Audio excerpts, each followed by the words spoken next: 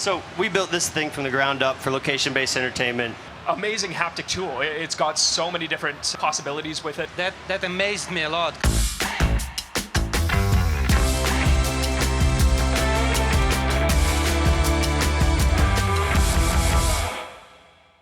All right, Bob Cooney back at the VIVE Theater, courtesy of HTC at IAAPA.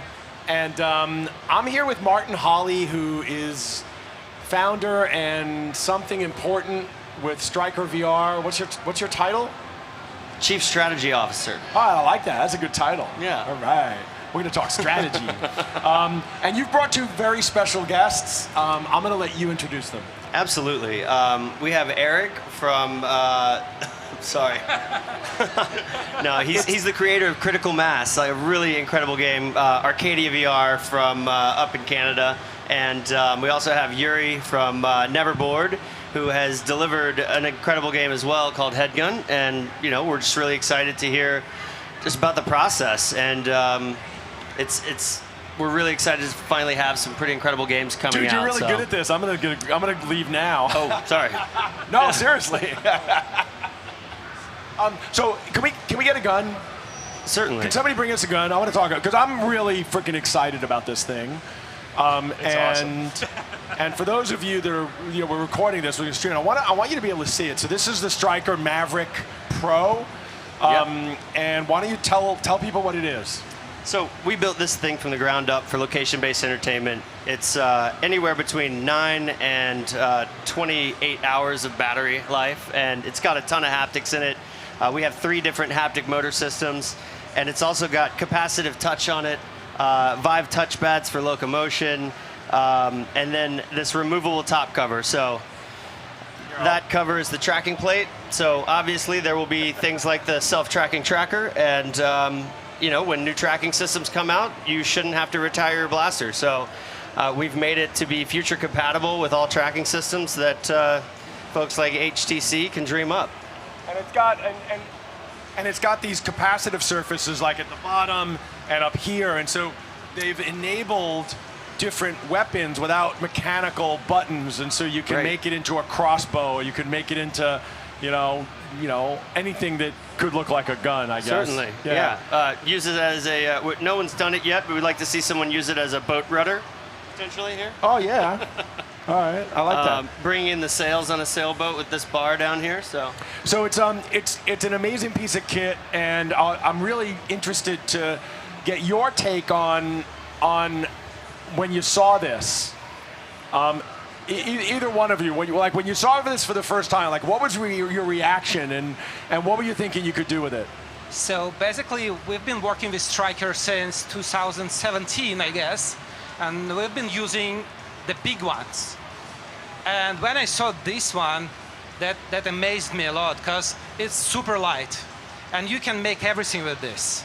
So yeah, basically this is the best one, the best haptic gun out there in the market.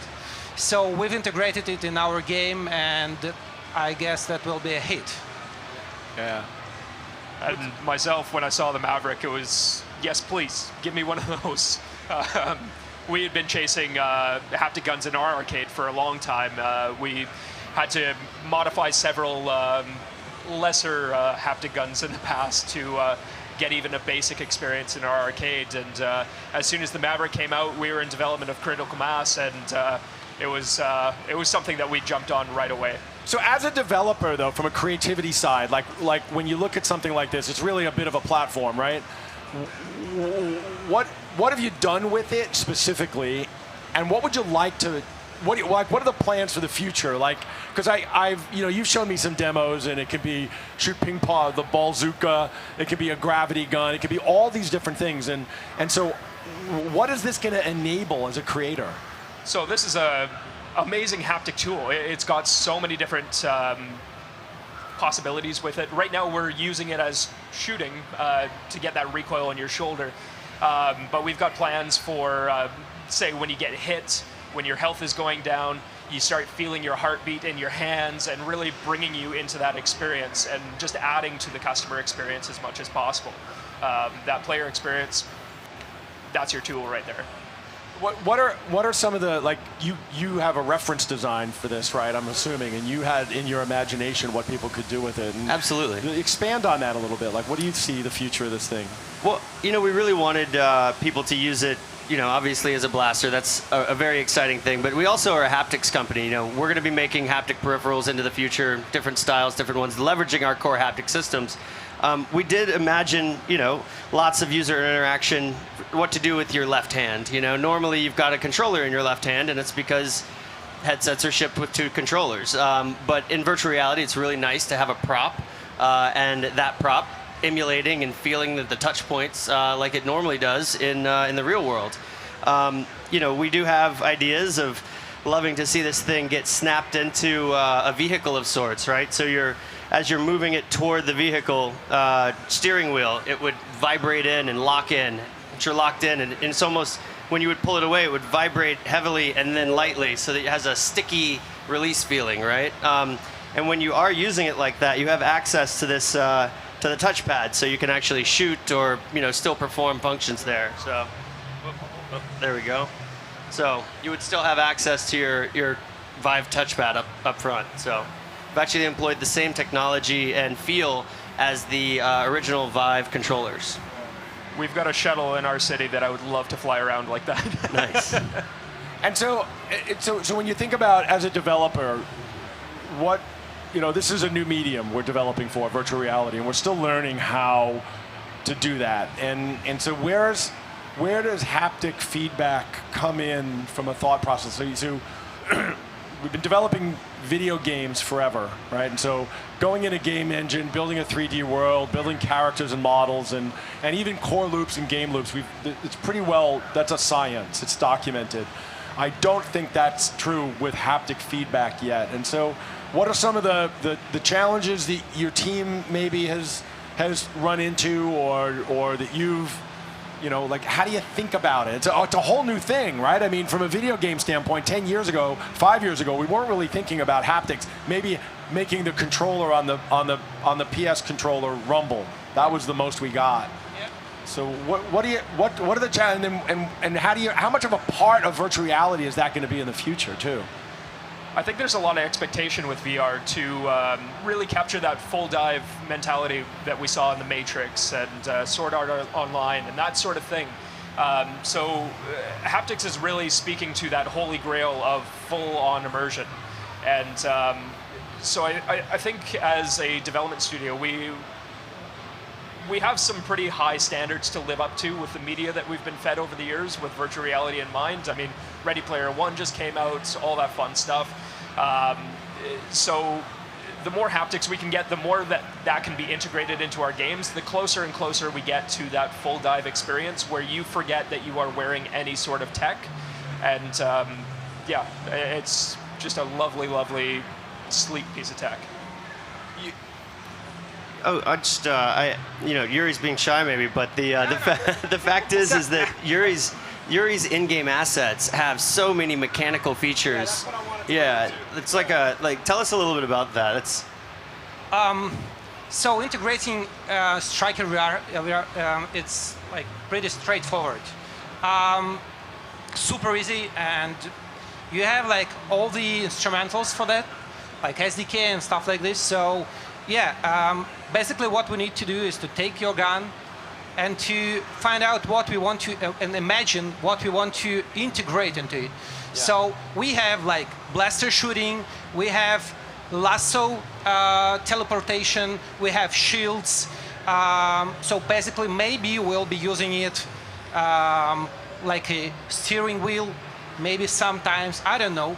But like, we love your gun, we love haptics at all, because like haptics is what makes people immerse more in VR, and home they don't have haptics at all.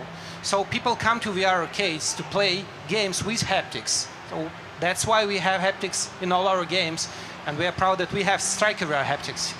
What was it, so from an integration standpoint, because I think one of your challenges is getting more developers to do the work that you guys have done to integrate this, because once it becomes standard, I think HTC Vive's now kind of become a bit of an industry standard product from a headset standpoint, and I think this product deserves to be an industry standard around a gun peripheral in our industry.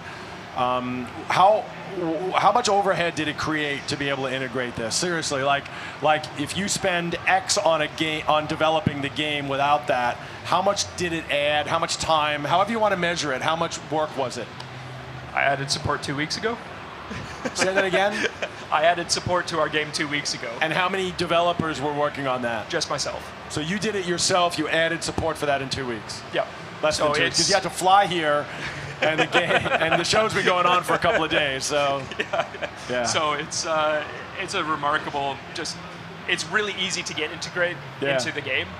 They've done a really good job with the SDK, just making it drag and drop into Unreal. There's so much opportunity for it just to go way beyond what we have in there right now. But just to get it up and running, we did it in no time whatsoever. We've been developing the last game, Handgun, for maybe 6 months. And we've integrated StrikerVR with all the 3D internals for less than a week. And that includes making the models of the guns? Yes. Yeah, wow. And how many, so if you were to do your game without this gun, how would it have limited, how would it be different? Besides the haptics, how might the player experience have been different? Like, would you use fewer guns? Would you have less weapons? Like, I'm curious about, so what I'm doing is I'm reverse engineering what it enables by saying what limitations might there have been if you didn't have it. So basically, we've created Revolver, Handgun, and Battle Magic, and we're using both hands in all our games. Revolvers, you need to shoot with both hands with revolvers. So there is no revolver in here. That's why it's impossible to integrate StrikerVR in Revolver, because it's like breaks the rules. And yeah, because part of the it's dual wielding. It's a dual wielding shooting game. Yes. Yeah, understood. But when you can do this, when you're not obliged to have two guns in both hands, let's say head gun, that's pretty simple. You just make a model, you integrate it, and that's it. You have we have teleportation by shooting a rope, and it's super simple to integrate it here. Like, you make like this, and the rope shoots, and you teleport, and that's it. So it's pretty simple, and I would say that the gameplay differs a bit, but not as much. But you have a haptics, you have prop, and that's more immersive. So I will say added recoil. So we didn't develop critical mass with the Striker in mind. We started way before we knew that was going to be something accessible to us. So we did add some recoil onto the guns, and now we're having to walk it back because with the recoil in the gun, it already does that for you. And so with that, we can skip a lot of that step with the Striker guns and really make them feel big and powerful without having to do that. Without having to do that in the visual, just in the visual and the physics. And I'm assuming there was a lot of programming that goes into making that feel real. A lot of animator time. A lot of animator Thanks, time. Mario. Yeah, yeah. So Martin, what's so tell us about the games. Like, just give us a quick. What are the two? I haven't played them yet. I need to get over there and do it. What are the two games like? Yeah, so Handgun is a high-paced multiplayer game, PC VR game, from 1 to 10 players right now. So it's like 5 maps, PvP, deathmatch, capture the flag, and capture the flag team. So it's like you're shooting with both hands. Is it a room scale game with teleportation, or? It's like a Hologate yeah, so type, you're tethered to a space. Tethered, yeah. So yeah, in the basic game, you're shooting with 2 hands. With StrikerVR, you're shooting with 1 gun. You're teleporting from platforms to platforms using ropes.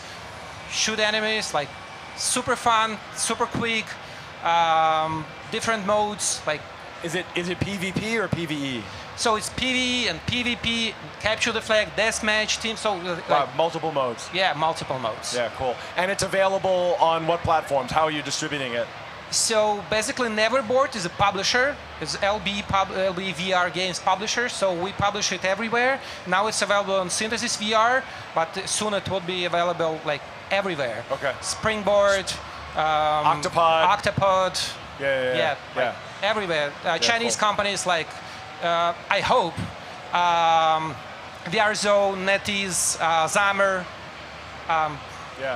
Yeah, you've done an amazing job Yeah. with distribution in your space. You really have. Congratulations. I know Thank you've you. worked really hard on that, man. Thank you. I know how hard it is. I know. It's very hard. Like we've spent 1.5 years signing contract with Chinese partners. Yeah. Wow. And what about and what's the other game? And Critical Mass, we're just on Synthesis, but we're hoping to go the same route with all the distribution. But it's a cyberpunk free roam shooter that we built it because we really wanted to try to push the boundaries of what we could visually in VR. We found that a lot of the experience just weren't getting that visual fidelity that we thought we could get out of the headsets. And we wanted to tell some stories in VR as well. So we went full on into motion captured actors and realistic environments, realistic characters. And it tells a short story in the action, but it is meant to feel like you are in an action film and really put you in some really cool set pieces. How many players? How big a footprint? So we start off at 15 foot by 15 foot, and we go up from there. But it's mostly attuned for 2 to 4 players. You can play it single player, but you've got a lot of enemies to deal with. So is it a co-op, like a squad-based against? Yeah, so it's all PvE. Mission-based, But, and how long is the game? It's about 25 minutes long. And is it PC VR? It is PC VR. Yeah. So Okay, we really cool. wanted to push what we could Push do the with envelope, VR. yeah. What do you see, like, so we've seen the market bifurcate, between the all-in-one content, stuff like, Phenomena and Hero Zone and stuff like that, and then the PC VR space with, Synthesis and those launchers bringing that product to market with a lot of indie developers, actually. How do you see the future of the market playing out, where, the PC VR streaming versus all-in-one, and what makes you stay beyond the creative, stay in the PC world? I mean, I've been excited about PC VR and just where VR can go for a long time. So I don't think we'll see too much convergence until we get to somewhere like we are with mobile phones, where I'm not really looking to upgrade my phone right now, whereas every year it used to be that this brand new phone did something completely different. So PC VR is really in a space where you're still able to push the boundaries, and there's still a lot of headroom in stuff that we haven't done yet. So I think we're going to still have those two dichotomies there. But I think something like the Focus 3 with the streaming from PC VR, as well as the opportunity to do standalone, I hope to see a lot more of that in the LBE space, where you can do both standalone and PC VR. So you can have the games that everyone knows and loves, but also some games that are going the way kind of more like The Void or Dreamscape, where you're really pushing the boundaries of what's possible with VR. What about you, Yury? We've been making PC VR since 2016, so yeah. Basically, there are lots of platforms that are using standalone, and we are converting our games to standalone and free roam as well. So Headgun, maybe in several months, maybe in half a year, but we'll make a special version for free roam and for standalones, because we want to hit both markets. And we find our clients on PC VR right now, because like everyone is using PC VR, all our clients are using PC VR, and it's much more harder to go to standalone market, because now they are creating their own content. So you're almost competing with the launcher companies because they're all creating their own content. My former company, Neurogaming, we've been also developing our own content, and that hit us a lot, because we had to license the games from other developers, and that would help us. But they would change their minds, I think, and they will license our games maybe in some time. What is it easier to go from PC VR XR2 chipset standalone, or is it just an entirely new development from the ground up? Like, what's that porting process like? That depends on the content. That depends on the how it was created. So, as for headgun, we've developed it like we finished the development 2 weeks ago, and we've been creating it for 6 months. So it's pretty new content, and to port it to standalone, we'll have to work like for several months. So it's not a hard work. It's like downgrading the graphics and reimaging the whole internals and like the workthrough process and stuff like this. But it's not a hard work. All right, cool. Yeah, I just have one more thing to say. I think, earlier you had talked about, and this is a little bit of a pivot, but earlier you talked about the problems with staffing in FECs, and, I really feel like arcades were born out of excitement for new technology, and I think that the reason why it was easy to staff those arcades is because it was the coolest new tech in the world. It's our aim to bring those same exciting, experiences that make people want to work in those facilities. It has to be a tech-forward, interesting, and exciting approach, and the staffing problems won't be a problem. It's also our mission to really kind of maybe spark a pop culture revolution with our products. So. Yeah, I also want to say, I thought you were going to go somewhere else with this, is, I'm watching over there with Hero Zone, and I'm watching them, use the two controllers. The controllers have buttons and triggers and grabbing, and the mechanics of that are actually, for somebody who doesn't know what they're doing in a chaotic environment, are quite complex. And you have to teach, every 15 minutes, you got to teach a new group of 6 or 8 people how to use these controllers, where everybody knows how to use this in its basics, which is you just go like that, you pull the trigger. And it's super intuitive. Like, if you want to reload a shotgun, you just go like that. And so you want to reload. Certainly. Go like that. And it's this like really intuitive interaction model with this, that as an operator, it's going to remove friction from your onboarding process for new clients coming into your experiences. And at the end of the experience, you look a hell of a lot cooler in your Instagram posts. So it's a marketing campaign as well. That's a good point. Yeah, cool. And it's a great selling tool too. In our arcade, you hand somebody the controllers, like, oh, cool, I've seen these on every VR headset. You hand them one of those. Yeah. And they're pretty happy to hop into the headset after that. Yeah, and I will tell you, the feedback on this is amazing. It really is. It's it's impossible to translate that into video. But everybody that's here, you really need to go do. You need to do this demo. It really is freaking fantastic. Yeah. Yeah. And just like quickly, so you're also. Yeah. Yeah. So lots of vibrations and as well as recoil. It's far more. Our early products were big gunshots, and this is just a symphony of haptics. So how many different, like when you showed me, how many different things did you cycle through on the demo when you gave me the first time? Oh my goodness, different weapon types. Yeah, probably like 5 or 6. I think maybe 5. Yeah. And so, and you're also doing work with the military, right? Because that's been a theme, and so we've separated the two companies, and Haptic is an awesome company, and it is going to be producing simulators for the U.S. Army. So so there's a real DNA here when the U.S. Army looks at that, and it's the same basic haptic technology, right?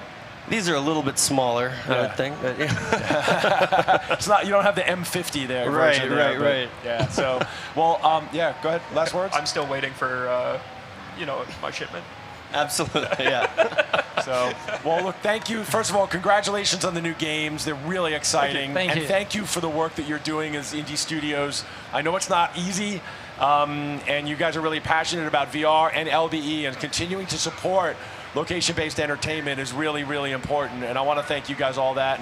And Martin, I know this has been a really long freaking journey for you. It sure has. And so congratulations on getting over this hill. Yeah. And then we'll just, hopefully help you get over the next one, which is getting, this SDK in the hands of every developer and making this the standard weapon in the industry. Absolutely. That'd be great. Awesome. Thank you. All right, Thank thank you. you. That is Wednesday from the VIVE Theater. And I want to thank the HTC VIVE team for giving me a microphone.